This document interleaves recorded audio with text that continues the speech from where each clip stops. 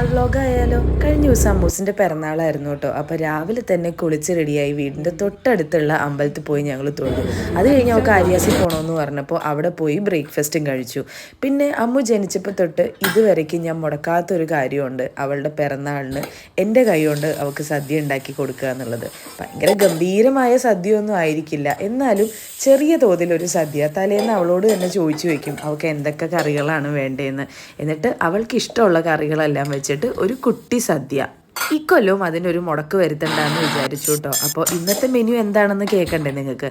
സാമ്പാർ, അവിയൽ, വെള്ളരിക്ക പച്ചടി, പിന്നെ അച്ചിങ്ങ തോരൻ, മാങ്ങ അച്ചാർ, പുളിയിഞ്ചി, പപ്പടം, പച്ചമോര്, പിന്നെ അവളുടെ ഏറ്റവും ഫേവറേറ്റ് ആയിട്ടുള്ള സേമിയ പായസം. അപ്പോൾ കൂടെ ഹെൽപ്പ് ചെയ്യാനായിട്ട് കുറച്ച് കഴിഞ്ഞപ്പോൾ അമ്മു വന്നു കേട്ടോ. അമ്മുവിന് ഏറ്റവും ഇഷ്ടമുള്ള കാര്യം പായസം ഇളക്കുക എന്നുള്ളതാണ്. അപ്പോൾ അതുകൊണ്ട് തന്നെ അതിൻ്റെ സമയമായപ്പോൾ അവൾ വന്നു. പിന്നെ ഒരു കൂട്ടം കൂടി ഉണ്ടായിരുന്നു, പറയാൻ പറഞ്ഞു, അവളുടെ മോസ്റ്റ് ഫേവറേറ്റ്, അതാണ് പരിപ്പ് നെയ്യും. അങ്ങനെ സദ്യയൊക്കെ ഉണ്ടാക്കി കഴിഞ്ഞ് കഴിഞ്ഞാൽ എന്നും ഗണപതി ഇലയ്ക്ക് വിളമ്പുക എന്ന് പറയും.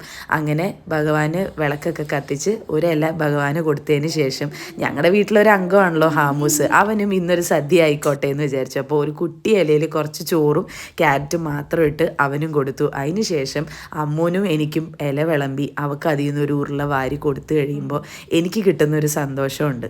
ഫൈനലി പപ്പടവും പഴവും പായസവും.